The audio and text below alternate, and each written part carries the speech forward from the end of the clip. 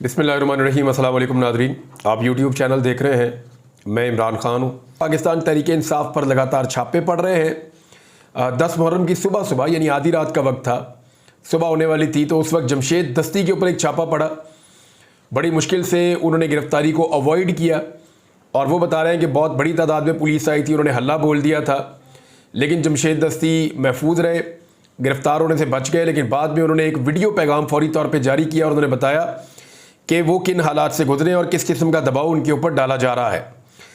जबकि पाकिस्तान तहरीक इंसाफ ने एक और दावा किया है, यानी जमशेद दस्ती की गिरफ्तारी के लिए पुलिस ने छापा मारा। जफ़र कॉलोनी में उनका घर है और जमशेद दस्ती के अहले खाना और रिश्तेदारों ने शदीद मुज़ाहमत की, जिसकी वजह से पुलिस गिरफ्तार किए बगैर वापस चली गई।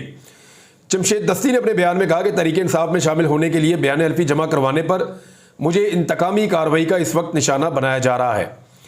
जो साबिक स्पीकर कौमी असम्बली हैं असद कैसर, उन्होंने भी दावा किया जमशेद दस्ती के हवाले से, और साथ ही साथ उन्होंने एक और ख़बर भी दी। असद कैसर साहब ने कहा कि हमारे MNA मुअज़्ज़म जतोई को उठा लिया गया है। देखिए, इससे पहले पाकिस्तान तहरीक इंसाफ के एक MNA वो भी अगवा हुए हैं और नामालूम अफराद उन्हें उठाकर ले गए थे। साहबजादा अमीर सुल्तान, ये जो है वो जंग से MNA मुंतखब हुए हैं और इनके लिए एहतजाज भी हो रहा है। पाकिस्तान तहरीक इंसाफ आवाज़ भी उठा रही है, लेकिन 4 दिन से अब तक इनका कोई पता नहीं चला। पुलिस का कहना है जी वो हमारे पास नहीं है और अदालत में भी कोई खातिर ख्वाह इंसाफ मिलता हुआ फ़िलहाल नज़र नहीं आ रहा। तो अमीर सुल्तान साहब को कौन उठा कर ले गया, कैसे गायब किया गया, इसके ऊपर अब कौमी असम्बली के अरकान पाकिस्तान तहरीक इंसाफ के ये कह रहे हैं कि वो जाएंगे सुप्रीम कोर्ट और वो इसके ऊपर शोर मचाएंगे और भरपूर एहतजाज करेंगे 11 मुहर्रमुल हराम से। असद कैसर ने कहा कि जी मुअज़्ज़म जतोई के घर पे एंटी करप्शन में छापा मारा है और जमशेद दस्ती के घर पे भी छापा मारा गया। मुअज़्ज़म जतोई को उठाकर ले गए हैं। उन्होंने कहा कि सुप्रीम कोर्ट के फैसले के बाद हुकूमत फस्तायत पर उतर आई है। हम इनका मुकाबला पार्लियामेंट में भी करेंगे और सड़कों पर भी करेंगे। हमें इतना दीवार से ना लगाएं कि कोई और ऑप्शन ना रहे। उस नशिस्तों की एक फ़हरिस्त बनाई गई थी और जब वो फ़हरिस्त सीनियर लीडरशिप के सामने आई तो फिर अब फैसला किया गया है कि इसको तब्दील किया जाएगा। मेरी इत्तला के मुताबिक वो ख़वातीन जो जेलों में बंद हैं, या वो ख़वातीन जिनको जेलों में लंबा अरसा रखा गया, या वो ख़वातीन जिनकी कुर्बानी बहुत ज़्यादा है, या वो मेंबर पाकिस्तान तहरीक इंसाफ के जो बड़े लंबे अरसे से जेलों में बंद हैं, उनकी जो फैमिली की ख़वातीन है जो मुतासर हो रही हैं, इन लोगों को मौका दिया जाएगा। इन्हें कौमी और सूबाई असम्बली का मेंबर बनाया जाएगा पाकिस्तान तहरीक इंसाफ की जानिब से। तो ये जनाब फैसला पाकिस्तान तहरीक इंसाफ कर रही है। अभी देखते हैं कि इसमें जो नई लिस्ट आती है वो क्या होती है और किस किस्म का फैसला तहरीक इंसाफ की तरफ से सामने आता है। एक स्टेटमेंट जो है वो ख्वाजा साद रफ़ीक साहब ने दिया है और ये जो स्टेटमेंट है ये बड़ा अजीबोगरीब स्टेटमेंट है। मैं पहले आपको स्टेटमेंट बता देता हूँ, फिर मैं आपको बताता हूँ कि ख्वाजा साहब एक्चुअली क्या कहना चाह रहे हैं। उन्होंने कहा पाकिस्तान तहरीक इंसाफ ने मिलिट्री और जुडिशल एस्टेब्लिशमेंट को रियासत पर मुसल्लत किया। ख्वाजा साद रफ़ीक ने कहा कि PTI को इक़्तिदार की हवस ने पार्लियामेंट को कमज़ोर करके मिलिट्री और जुडिशल एस्टेब्लिशमेंट को फिर से जमहूरियत और रियासत पर मुसल्लत किया, जबकि आपने वफाक, पंजाब और KP पर फाशिस्ट, करप्ट और नाअहल हुकूमतें वारिद की। साद रफ़ीक साहब का कहना है कि ये पाकिस्तान तहरीक इंसाफ ने किया है कि जो मिलिट्री एस्टेब्लिशमेंट या जुडिशल एस्टेब्लिशमेंट जो है इनको पाकिस्तान के ऊपर दोबारा से रियासत पे पाकिस्तान तहरीक इंसाफ ने मुसल्लत किया। ये ख्वाजा साद रफ़ीक साहब का क्लेम है। तो मैं ज़रा थोड़ा सा दुरुस्ती कर दूं ख्वाजा साद रफ़ीक साहब के स्टेटमेंट के हवाले से। देखिए, ये तो मानने वाली बात है कि कुछ अर्सा पहले तक पाकिस्तान तहरीक इंसाफ की एस्टेब्लिशमेंट के साथ बड़ा अच्छा याराना था और उस वक्त तहरीक इंसाफ को लगता था कि ये एक पेज जो है ये कभी भी नहीं फटेगा। और लेकिन इसके बावजूद देखिए, इमरान खान 3.5 साल इक़्तिदार में रहे हैं। 2018 के इलेक्शन से पहले के सारे सर्वे उठाएं, इमरान खान ही इक़्तिदार में आ रहे थे, सारे सर्वेज यही कह रहे थे। तो वो इक़्तिदार में आ गए, फिर उन्होंने एस्टेब्लिशमेंट के साथ एक अपना वर्किंग रिलेशन बनाया, फिर वो ख़त्म हो गया। लेकिन इमरान खान के खाते में आप पाकिस्तान बनने से लेकर अब तक के सारे जराइम नहीं डाल सकते। अगर कोई एक आदमी पाकिस्तान में अदलिया और मिलिट्री को सियासत के अंदर घसीटने के लिए सबसे ज़्यादा जिम्मेदार है तो वो नवाज शरीफ है। मैं फैक्ट्स आपके सामने रखता हूँ ख्वाजा साहब, इनको आप झुटला कर दिखाएं। नवाज शरीफ के गुनाह तहरीक इंसाफ के खाते में तो आप ना डालें ना। ज़ियाउल हक और जनरल जिलानी के साथ कौन था? नवाज शरीफ था। किसको पहले वज़ीर आला और पहले वज़ीर और फिर वज़ीर आला बनाया गया था? नवाज शरीफ को बनाया गया था। उसके बाद कौन था जिसके लिए आईजीआई ने काम किया? नवाज शरीफ था। एस्टेब्लिशमेंट के साथ मिलकर किसने जुनेजो की पीठ में खंजर घोंपा? नवाज शरीफ था। किसने मोहतरमा बेनजीर भुट्टो की 2 मुंतखब हुकूमतें गिराई? नवाज शरीफ ने गिराई। आईजीआई का पैसा किसने इस्तेमाल किया? नवाज शरीफ ने इस्तेमाल किया। मुशर्रफ के तैयारे को भारत में लैंडिंग के लिए मजबूर करने वाला कौन था जो मिलिट्री एस्टेब्लिशमेंट में सियासत कर रहा था कि एक को हटा के दूसरे को मैं ऐसे करके बना दूंगा, और चोरी छुपे काम डाल रहा था, अभी खुल के काम भी नहीं कर रहे? तो नवाज शरीफ था। फिर मिलिट्री डिक्टेटर से डील करके पाकिस्तान से बाहर जाने वाला और फिर दोबारा डील करके पाकिस्तान वापस आने वाला कौन था? नवाज शरीफ था। फिर मेमो गेट के अंदर काला कोट पहनकर अदालत में जाने वाला कौन था? नवाज शरीफ था। एस्टेब्लिशमेंट के साथ मिलकर आसिफ अली जरदारी और यूसुफ रजा गिलानी के खिलाफ साजिशें करने वाला कौन था? नवाज शरीफ था। अब आ जाए आप अदलिया वाले मामला पे। अभी मैंने और भी बताना है थोड़ा सा कि अदलिया में आज भी एक ही कॉल सबसे ज़्यादा मशहूर है, और वो जस्टिस कयूम और शहबाज शरीफ के बीच में मशहूर है कि कौन अपनी मर्जी के अदालतों से और जजों से फैसले लेता था? वो नवाज शरीफ था। किसने सुप्रीम कोर्ट ऑफ पाकिस्तान के ऊपर हमला कर दिया जब उनको ऐसा लगा कि अदलिया इंसाफ करने वाली है? वो भी नवाज शरीफ था। अपने सियासी मुखालिफिन को दबाने के लिए किसने इफ्तिखार चौधरी का बेदरेग इस्तेमाल किया? नवाज शरीफ था। यानी अदलिया की बहाली के बाद ऐसा लगता था कि जजेस अब आज़ाद रहेंगे, लेकिन नवाज शरीफ साहब ने अपनी मर्जी के जजेस भर्ती कर करके यहां तक पहुंचा दिया पाकिस्तान को। अब काजी फायज ईसा साहब को कौन शुरू से लेकर अब तक उठा रहा था कि जनाब काजी साहब आएंगे, काजी साहब ये करेंगे? काजी साहब ने बल्ला भी छीन लिया, लेवल प्लेइंग फील्ड पे भी कुछ नहीं किया। जो धांधली हुई 8 फरवरी को, उसका केस भी नहीं सुना। तो जो कुछ काजी फायज ईसा साहब की अदालत ने किया, क्या उसके बेनिफिशियरी नवाज शरीफ नहीं है? एयरपोर्ट पे इंसाफ किसको मिला? नवाज शरीफ को मिला। तो अदलिया को अपने मकासद के लिए सबसे ज्यादा किसने इस्तेमाल किया? सियासत में किसने घसीटा? मियां नवाज शरीफ साहब ने घसीटा। हालांकि नवाज शरीफ साहब के साथ भी ज्यादतियां हुई हैं, लेकिन नवाज शरीफ साहब ने कई गुना ज्यादा ज्यादतियां की हैं। और अगर इमरान खान साहब ने कहीं एस्टेब्लिशमेंट के साथ मिलकर 2 कदम चले हैं ना, तो कम से कम जो उसकी सजा उनको मिली है वो 200 कदम मिली है।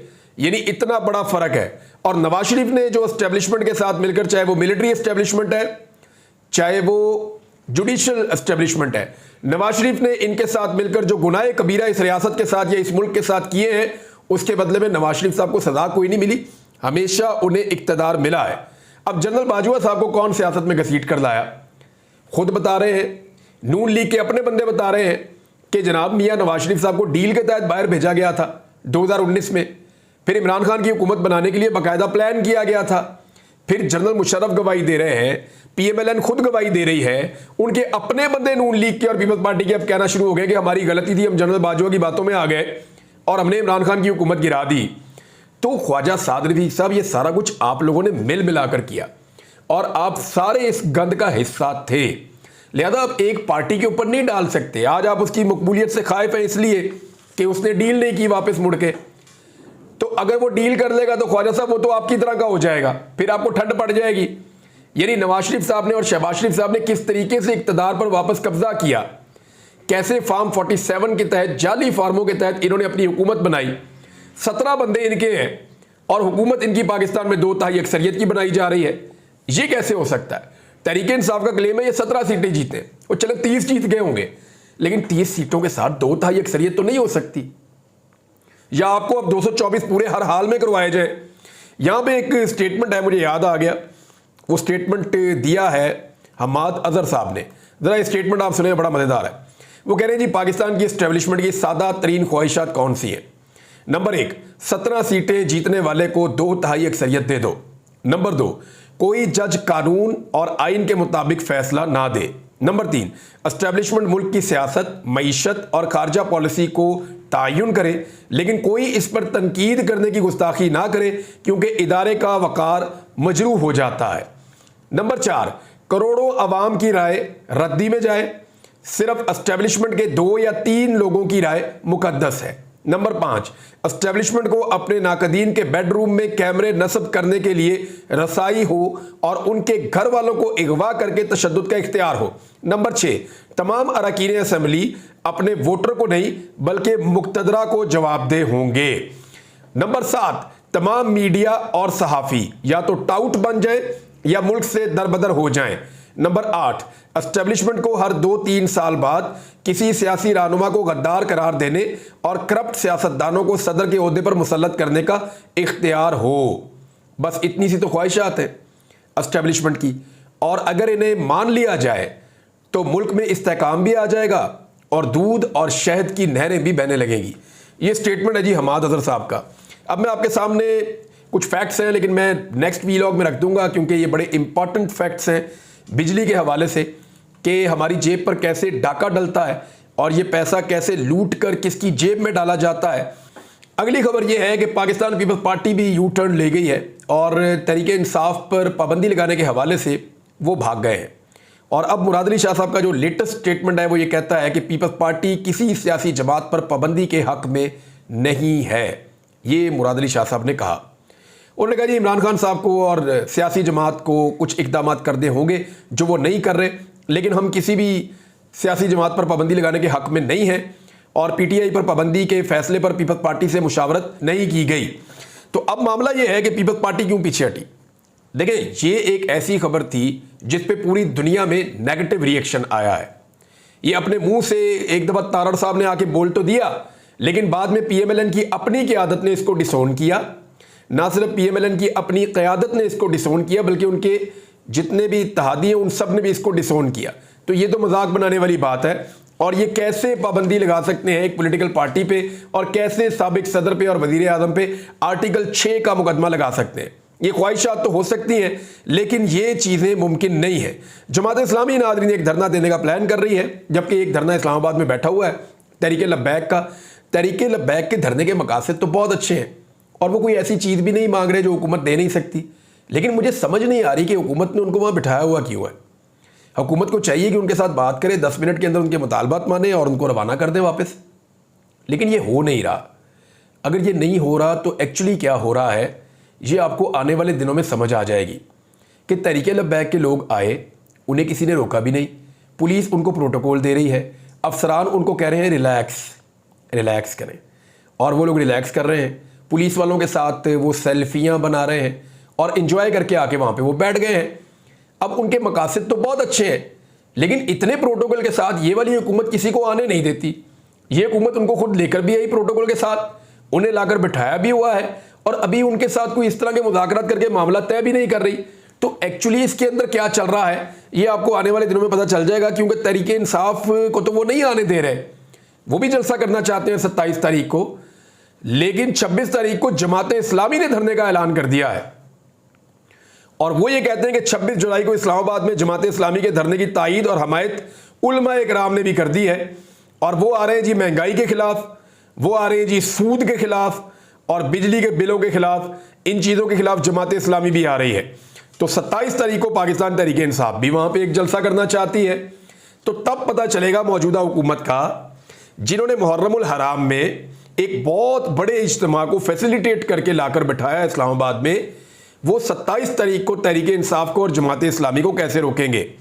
ये है एक बड़ा सवाल, इसका जवाब आपको आने वाले दिनों में मिलेगा और आपको पता भी चलेगा। तक के लिए इतने अपना ख्याल रखिएगा, अपने इस चैनल का भी। अल्लाह हाफिज़।